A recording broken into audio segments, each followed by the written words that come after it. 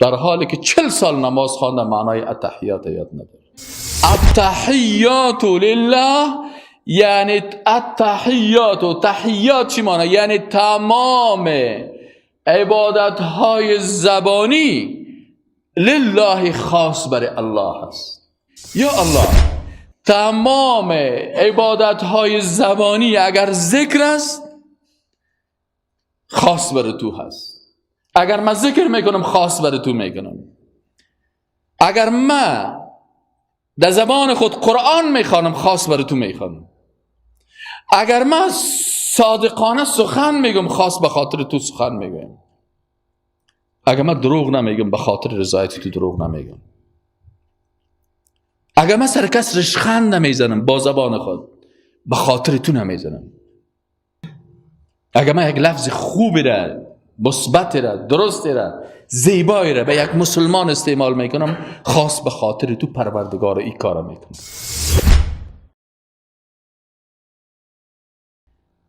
وقتی ما نماز میخوانیم تفکر و تدبر در معانی کلمات نماز است. بسیاری وقتا انسان شاید در ختم خطبه اگر شما تجربه کنین و یا در جریان خطبه از خود سوال بکنین، شاید در وجود هر کدام ما و شما 90% این قاعده تطبیق شود که بسیاری از چیزهای را در نماز گفتیم. مثلا شما در زندگیتان حساب کنین شاید 1,000,000 رکعت نماز خوانده باشین و کسانی که سنایشان بلند است شاید به 5 وقت نماز اگر حساب کنن، نوافلی که خواندن، نمازایی که خواندن، نمازای تراویحی که خواندن، نمازای فرض و واجب و سنت و مستحب اینا را که خواندن، شما که کل زیر اگر محاسبه بکنین شاید کسایی که سنایشان به 60 و 70 رسیدن چندین میلیون رکعت نماز خوانده باشن. لکن باز این سر خود تطبیق بکنین که چند فیصد در این نماز امور روشی که رسول الله صلی الله علیه و سلم و صحابه کرام داشتن در قسمت معنای نماز شما فکر کردید؟ اگر امیال یک مایک در دست ما باشه و ددان دروازه هر مسجد استاد شویم و از 1000 نفر نمازگزار ما و شما سوال بکنیم برش بگوییم که برادر عزیز معنای وقتی که در قعده میشینی التحیات برای ما بگو، من مطمئن هستم که در 1000 نفر اگر 5 نفر معنای زیر بفهمه 995 نفر دیگه که سالها نماز خوانده معنای زیر نمیفهمه. ما وقتی که در قعده میشینیم بگیم التحیات لله و الصلوات و الطیبات، آیا کدام روز فکر کردیم من چی گفتم؟ از همین خاطری که ما در کلماتی که میگیم فکر نکردیم در نماز، از این خاطر در خارج از نمازی که ما خواندیم بالای ما تأثیر نمیکنه. ان الصلاة تنهی عن الفحشاء والمنکر. الله میگه که نماز انسان از فحشا و از منکرات دور میسازه. حال کدام نماز انسان از فحشا و منکرات دور میسازه؟ چرا اصحاب رسول الله صلی الله علیه و سلم از فحشا و منکرات دور میساخت ولی ما را از این فحشا و منکرات دور نساخته؟ ما هم نماز میخوانیم هم به فحشا مبتلا میشیم، هم نماز میخوانیم هم در منکرات خطرناک اعتقادی و عملی و زبانی ما چی هستیم؟ در این منکرات ما داخل هستیم. آیا کدام روز من حیث پدر برای اولادتان معنای التحیات درس دادین؟ پس فرزند از کجا یاد بگیره؟ خفته را خفته کی کند بیدار، من مطمئن هستم که اگر از 1000 نفر سوال بکنه 995 نفر از او در حالی که 40 سال نماز خوانده معنای التحیات یاد نداره. وقتی که ما نماز لفظ رو میگیم معنایش رو نمیفهمیم و نماز رو خوانده میریم چی تأثیر میکنه؟ از این خاطر من موضوع خطبه امروز معنای التحیات گرفتم و با در ختم خطبه با فهم التحیات باز شما نماز بخوانین و ببینین امیر در فکرتان بگیرین، باز ببینین که در نمازتان چقدر تغییر میه، چقدر تغییر در نمازتان میه. وقتی که ما میشینیم در قاعده میگیم التحیات لله، یعنی التحیات و تحیات چی معنی؟ یعنی تمام عبادت های زبانی لله خاص برای الله هست. التحیه آن چیزی که کلمات خوبی را که استعمال میکنی. سلام هم تحیه میگن در زبان عربی، اذا حییتم بتحیه در قرآن آمده است. پس با این عقیده نماز میخوانیم، با این شکل نماز میخوانیم که یا الله تمام عبادت های زبانی اگر ذکر است خاص بر تو هست. اگر من ذکر میکنم خاص بر تو میکنم. اگر من در زبان خود قرآن میخوانم خاص بر تو میخوانم. اگر من صادقانه سخن میگم خاص به خاطر تو سخن میگم. اگر من دروغ نمیگم به خاطر رضایت تو دروغ نمیگم. اگر من سر کس رشخند نمیزنم با زبان خود به خاطر تو نمیزنم. اگر من یک لفظ خوبی را، مثبت را، درست را، زیبایی را به یک مسلمان استعمال میکنم خاص به خاطر تو پروردگار این کار میکنم. آیا اصل امی چیز در نماز ما که برای الله در التحیات اما تو یک تعهد میکنیم، چون هر چیزی که در نماز میگیم در مقابل خالق متعال قرار داریم. بر از او تعهد میکنیم که پروردگارا تمام آنچه که از زبان ما است، هر تحیه ما لله، لام بر تخصیص است. ما بسیار وقت صرف میخوانیم، ما بسیار وقت نحو میخوانیم. او صرف و نحوی که عقیده ما را جور نکنه چی به درد میخوره؟ بر زبانت حمدگو یا بر دلت پیدا صنم، ای به باطن کافر و ظاهر مسلمانی چیزو؟ وقتی که ما در نحو میخوانیم که لام حرف جر است برای تخصیص میه و در التحیات مییم و میگیم که تمام تحیات خاص است برای کی؟ برای الله. پس ما هیچ لفظ خدا به خاطر رضایت غیر الله استعمال نمیکنیم.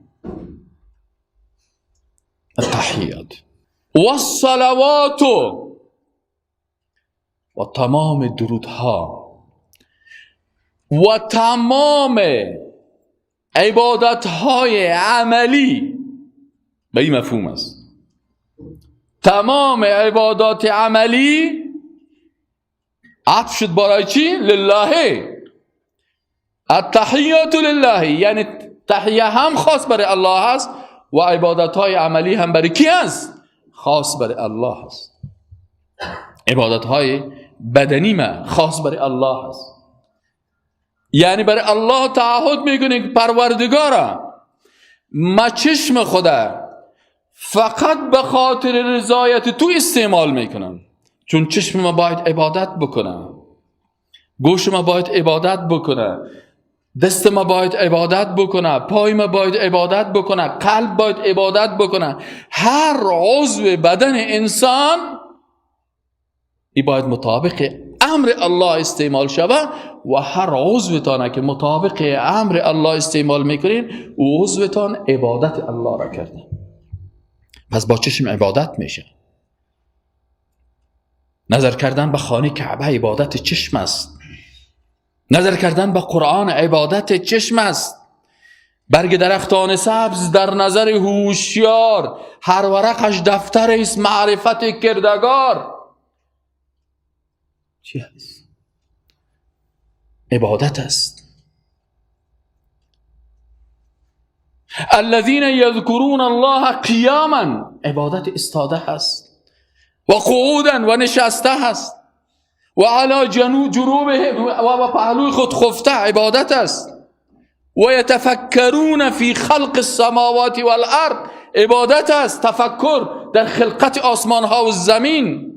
و بالاخره به نتیجه رسیدن که ربنا ما خلقت هذا باطلا، پروردگارا این کائنات باطل خلق نکردی، سبحانک، پاکیست مر تو را. رسیدن به این نقطه عبادت است. فقنا عذاب النار، پس پروردگارا ما را عذاب دوزخ نجات بده. پس وقتی ما میگیم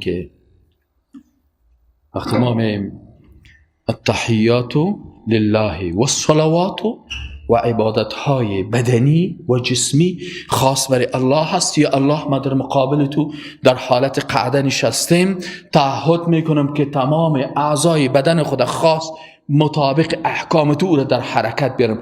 باز جرأت میکنی بعد از این تعهد که دروغ بگویی، یا با دست خود کس را اذیت برسانی، یا چشمت در چیز مصروف بسازی که مخالف امر الله هست. ان الصلاة تنهی عن الفحشاء والمنکر. التحیات لله والصلوات والطیبات، چیزهای پاک. التحیات لله والصلوات لله والطیبات لله، یه قولش عین مفهوم میرسه. و عطف است، حکم قبلی بالای دیگه بالای زو عطف میشه. پس تمام عبادت های مالی من طیبات چی است؟ عبادت های مالی من خاص برای الله هست. وقتی انسان تعهد میکنه پروردگارا من 1 روپیه خودم بغیر از رضایت تو مصرف نمیکنم، و من در این نماز تعهد میکنم که هر چیزی که از مال خودم مصرف میکنم مطابق اوامر تو مصرف میکنم. وقتی نماز این قسم با این تعهد خوانده شود، باز نمیگه که من روزه دو کردم به خاطر که اودرزادای خیرات کردم، به خاطر کی؟ اودرزادای. این خیرات نامش تو خیرات ماندی. آیا تو شارع هستی که تو پیغمبر هستی که نام برش اختیار کنی؟ آیا پیغمبر صلی الله علیه و سلم این روز دور خیرات نامیده؟ روز سیر صدقه نامیده؟ شب جمعگیر صدقه نامیده؟ چلا صدقه نامیده؟ سالگیره را عبادت نامیده؟ صدقه نامیده؟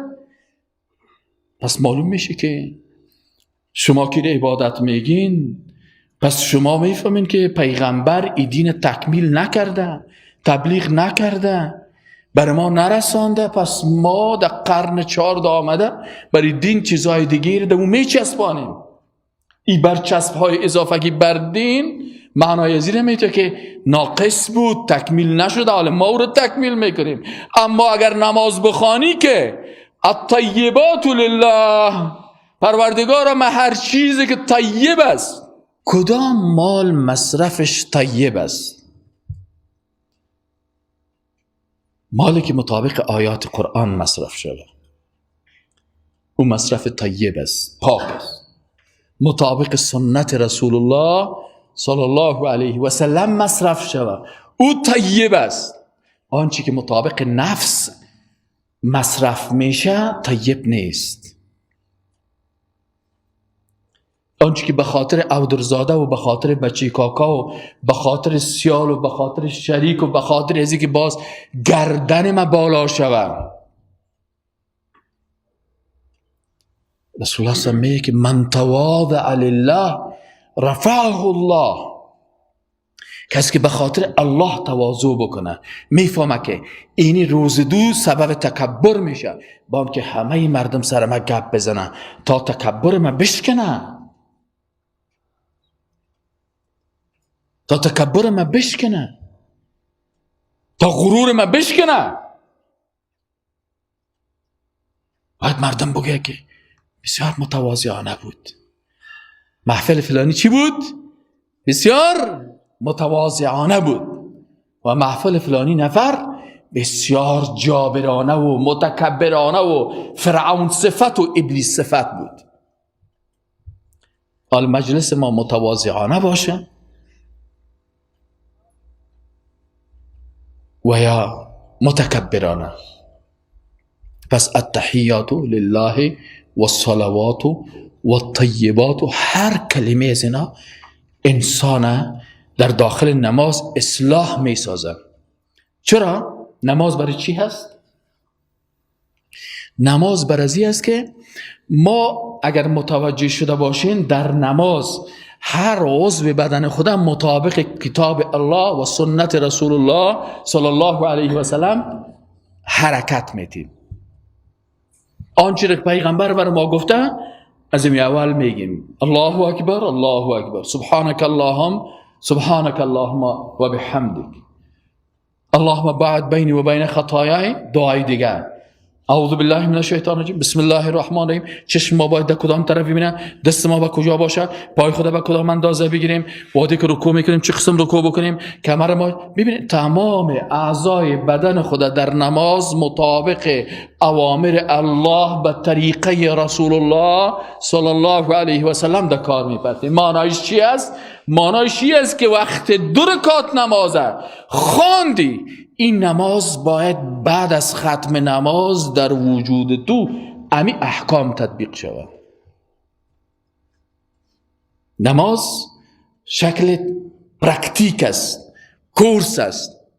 اعضای بدنت مطابق احکام الله استعمال میکنه. بعد از او باید چی کنی؟ در زندگی نرمالت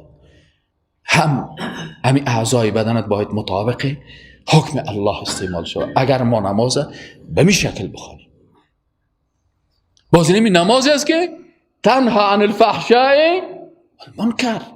تو به الله تعهد کردی که التحیات لله و الصلوات لله و الطیبات لله. خلاص. السلام علیک ایها النبی، ما و شما میگیم سلام بر تو ای پیغمبر اسلام. حالا این پیغمبر اسلام وقتی که ما و شما میگیم السلام علیک ایها النبی، در اینجا باید متوجه باشیم که وقتی ما ایره میگیم اول اینمی قسم نص آمده، وقتی که نص آمد ما نص امون قسم میخوانیم. اما در عقیده ما چی هست که آیا سلام ما پیغمبر مشنوه یا نمشنوه؟ اگر تو عقیده باشه که هر جایی که ما هستیم هر چیز میگیم پیغمبر مشنوه، معنای عزیز که پیغمبر عالم الغیب شد و صفت علم غیب الله را درک کرد. ولی عقیده ما است که رسول الله صلی الله علیه و سلم در کجا هست؟ در عالم برزخ است. بل احیاء ولکن لا تشعرون. ما زندگی از اونا را احساس نمیتونیم کردن. عند ربهم یرزقون است، در حواصل طیر است. گفته که در جاغورهای پرنده های سبزرنگ ارواح از اونا می باشن و در جنت در حرکت می باشن. نبیین، صدیقین، شهدا، صالحین شما ایشان در عالم برزخ به چه حالتی هستن؟ پس چه قسم درود ما و سلام ما بر پیغمبر صلی الله علیه و سلم میرسه؟ به مو قسمی که الله از عالم اسباب به عالم غیب میرسانه او به قدرت الله هست. و ما شما میفهمیم. اگر من براتون بگم که والا ما که یک دوستم در فرانسه مستقیما گپ زدم و گپای ما برش رسید، اگر در اسکایپ باشم هیچ کس شک نمیکنه. اما نه او دوستم عالم غیب است نه من عالم غیب هستم. وسیله که مخلوق جور کرده تانسته هست که بین یک قاره با قاره دیگه، بین یک مملکت دیگه مملکت انسان میتونه مستقیما امرایش چی کنه؟ صحبت بکنه و امرایش چی کنه؟ تجارت بکنه. مسائل عقد و قراردادها را از طریق اسکایپ امرایش بله و نه خیرش بگیره. پس خالق متعال برای پیغمبر ما درود ما را و سلام ما را میرسانه به همون قسمه که خالق متعال حکمش است، یا توسط ملائکه و یا توسط هر چیزی باشه. و رحمت الله، ما به پیغمبر خود میگیم سلام بر تو باد و رحمت الله باد و برکاتش. بعض میگیم که السلام علینا، یا الله سلامتی بر ما باشه. چرا نمیگیم من نماز میخوانم سلامتی بر من باشه؟ به خاطر ازی که مسلمان باید در فکر خود خیرخواه باشه. هیچ دعا در قرآن منفردانه بر ما و شما امر نشده. پس میگی پروردگارم مرا و کسایی که در مسجد است کلشان سلامت نگه بدار. اگر باز وقتی در نیت دی قسم باشه که مرا و کسایی که در مسجد امرای ما هست کلشان سلامت نگه بدار، باز امکان داره که کسی در پالویت نماز میخوانه و بعد تو بیایه که تزود دشمنی داشته باشه، حذف میشه. چرا وجدانن باز متأثر میشی که من خود دروغ گفتم، من خود نفر بدم میایه لکن گفتم السلام علینا و علی عباد الله الصالحین و بر بنده های صالح الله. پس ما و شما کوشش کنیم که صالح باشیم و نیک باشیم تا ای که دعای هر کس در نماز الله در حق ما بپذیره. پس من عقیده دارم که هر کدام تا نماز میخوانید و ما در مسجد که تا نستم شما برای ما دعا کردید، شما برادرای ما هستید، شما خیرخواه برای ما هستید و شما را ما باید به خاطر رضایت الله دوست داشته باشیم. چون معنای التحیات همین چیز شد. السلام علینا و علی عباد الله الصالحین. اشهدو باز تا خوش میگه که اشهدو ما شهادت میدم و اعتراف میکنم و تعهد میکنم الله اله، به این اعتراف میکنم که نیست هیچ کسی که ذاتش عبادت شوه و شریعت و قانونش تطبیق شوه الا الله، بغیر ذات الله. وقتی من این تعهد در نماز کردم که پروردگارا بغیر ذات تو به کسی دیگه عبادت نمی کنم، این تعهد اول. تعهد دوم، یا الله بغیر شریعت تو شریعت و قانون کسی دیگه بالای خود تطبیق نمی کنم. پس چطور میشه که باز انسان بخیزه؟ انسانی که نماز واقعی میخوانه باز چطور میتونه که بگه مثلا به دموکراسی باور دارم، من با سوسیالیسم باور دارم، من به کمونیسم باور دارم؟ چرا این سوسیالیسم و کمونیسم و دموکراسی کلش نظامهای طاغوتی است که اونا حاکمیت و تطبیق قوانین برای کی میتن؟ برای انسان میتن. حکومت انسان، توسط انسان، برای انسان. این یک تعریف طاغوتی است که حاکمیت از خالق گرفته برای مخلوق تسلیم میکنه و این عقیدهش است. و تو در نمازت میگی که اشهد ان لا اله، نیست هیچ کسی که ذاتش عبادت شود و احکامش تطبیق شود الا الله. و باز میگی اشهد ان محمدا عبده و رسوله، و ما ایره هم شهادت میدم که محمد صلی الله علیه و سلم بنده الله هست. پس کسانی که محمد صلی الله علیه و سلم از چوکات بندگی میکشن در نماز بازی تعهد خود شکستان دیگه. این معنای نماز سر از او تاثیر نکرده. از خاطر رسول الله میگه که لا تطرونی کما اطرت النصارى ابن مریم، زیاد مرا توصیف نکنین، زیاد ناتخوانی نکنین، زیاد شیرخوانی نکنین، زیاد قصیده سرایی نکنین که ای فلانی و تو حرش میهی و تو فرش میهی و تو آسمانو میهی و باز بالاخره ما به صدرت المنتها رسیده ایم و از او صدرت المنتها 100,000 سال آن سو بگذشته ایم و این گپا در شأن مخلوقی که فقط به مو اندازه که او مخلوق است. نور عرش الله خیلی وقتی که مخلوق نبود، پیغمبر نبود، عرش الله نور نداشت. بعضی اوقات اینی را بعضی از درودها هست، شما بعضی از درودهایی که مردم ساختن این درودها را سعی کنین در این درودها مخالف است. این درودها با اینمی عبارته که اشهد ان محمدا عبده، بنده الله است. رسول میگه که لا تطرونی، زیاد مرا توصیف نکنین که ما اطرت النصارى، مثل که نصرانی ها زیاد توصیف کردن ابن مریم، پسر مریم، بالاخره او را از ناسوت کشیدن لاهوت ساختنش، از انسانیت کشیدن او را به اله بودن کشیدن. ناسوت لاهوت چی مانا؟ از انسانیت خلاص شد رفت اله شد. پس صفات الله برای مخلوق نتین. چرا در نماز خواندیم که اشهد ان محمدا عبده و رسوله، که پیغمبر صلی الله علیه و سلم رسول الله و فرستاده الله است. اقول قولی هذا و استغفر الله لی و لکم فاستغفروه.